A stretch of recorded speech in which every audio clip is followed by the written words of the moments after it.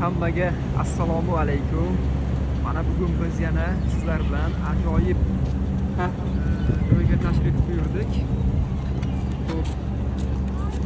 Bu yerda, ya'ni ko'rinib turgan mana bu ko'prik Ataturk ko'prigi va bu tomonda Galata ko'prigi oralig'ida joylashgan mana bu masjidga tashrif buyuramiz.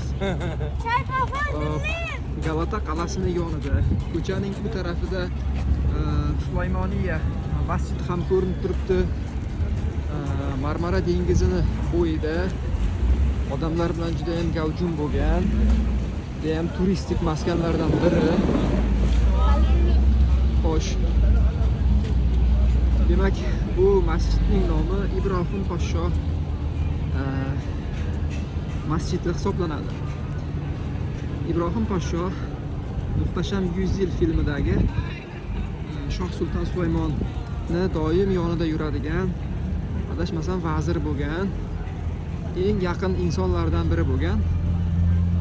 Hozir sizlar bilan shu masjidning ichini sizlar bilan birgalikda obzor qilamiz. Lekin quyosh juda ham chiroyli ko'rinib turibdi bu yerdan. Xo'p, ma'lumot uchun Yeni Jami, ya'ni Galata mostidan tushgandagi yangi masjid. Mana bu masjid esa Rustam Poshsho masjidi. Yani ma'lumot uchun bu sultonning kuyovi, ya'ni Mehrimovning eri bo'lgan. Shuning nomidagi masjid. Yani u tomonda Axi Chelebi degan masjid ham bor. Bundan oldingi videolarda qo'yganmiz.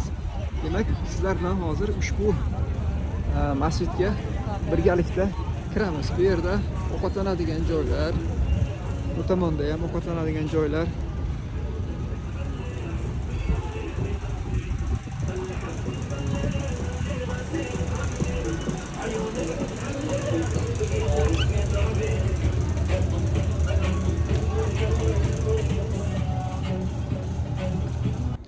Hop, tepaga chiqsa ham bo'lar ekan. Mana masjidning ichiga kirdik. Endi ichkariga kiramiz. Bismillah.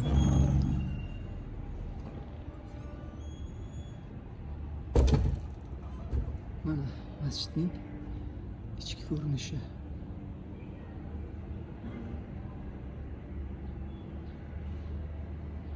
O'zgacha chiroy. Har bir masjid o'zgacha go'zal bu yerda.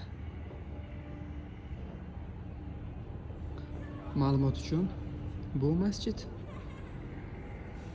Ibrohim Poshsho masjidi hisoblanadi. Yuqori qavati ham bor. Sizlar bilan birgalikda yuqori qavatiga ham chiqib ko'ramiz. Mana masjidning yuqori qavati. Namozxonalar, namoz o'qiydigan derazadan boyagi atmosfera ko'rinib turibdi.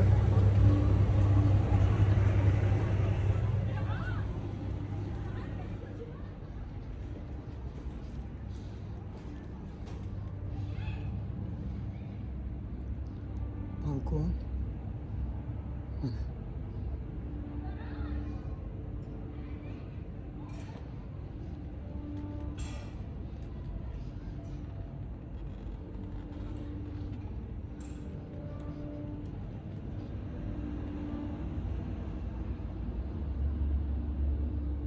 Ajoyib chiroyli masjid.